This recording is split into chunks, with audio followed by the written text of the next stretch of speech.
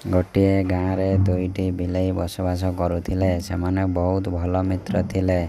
ସେମାନେ ଏକାଠି ଖାଉଥିଲେ, ଏକାଠି ଖେଳୁଥିଲେ। ଦିନେ ସେମାନେ ଏକ ଚକୁଳି ପିଠା ଆଣି ଏକ ଗଛ ମୂଳରେ ପହଞ୍ଚିଲେ। ସେମାନେ ପିଠାକୁ ସମାନ ଭାବରେ ଭାଗ କରିପାରୁନଥିଲେ। ଜଣେ କହୁଥାଏ, ମୁଁ ଆଣିଛି, ମୁଁ ଅଧିକ ଖାଇବି। ଆଉ ଜଣେ କହୁଥାଏ, ମୁଁ ପ୍ରଥମେ ଦେଖିଛି, ମୁଁ ଅଧିକ ଖାଇବି। ଏମିତି ଝଗଡ଼ା ଲାଗୁଥିଲେ। ଏହାକୁ ଏକ ଗଛରେ ଥିବା ମାଙ୍କଡ଼ ସବୁ ଦେଖୁଥାଏ। ମାଙ୍କଡ଼ଟି ବହୁତ ଚାଲାକ ଥିଲା। ସେ ବିଲେଇମାନଙ୍କ ପାଖକୁ ଆସି କହିଲା, ଝଗଡ଼ା ଲାଗ ନାହିଁ, ମୁଁ ସମାନ ଭାବରେ ଭାଗ କରିଦେବି। ସେ ଏକ ଦଣ୍ଡିପାଲା ନେଇକରି ଆସିଲା ଏବଂ ଭାଗ କରିବାରେ ଲାଗିଲା। ଯେଉଁ ପଟକୁ ଟିକେ ଅଧିକ ହେଉଥାଏ, ମାଙ୍କଡ଼ ସେ ପଟରୁ ଖଣ୍ଡେ ଖାଇ ଦେଉଥାଏ। ଏମିତି ଖାଉ ଖାଉ ସବୁତକ ପିଠା ଖାଇଦେଲା। ଏହା ଦେଖି ବିଲେଇ ଦୁଇଜଣ ବହୁତ ଦୁଃଖିତ ହେଲେ ଏବଂ ମୁଣ୍ଡରେ ହାତ ଦେଲେ। ଦୁଇ ଲୋକ ଝଗଡ଼ା ଲାଗିଲେ ତୃତୀୟ ଲୋକ ଏହାର ଫାଇଦା ଉଠାଏ।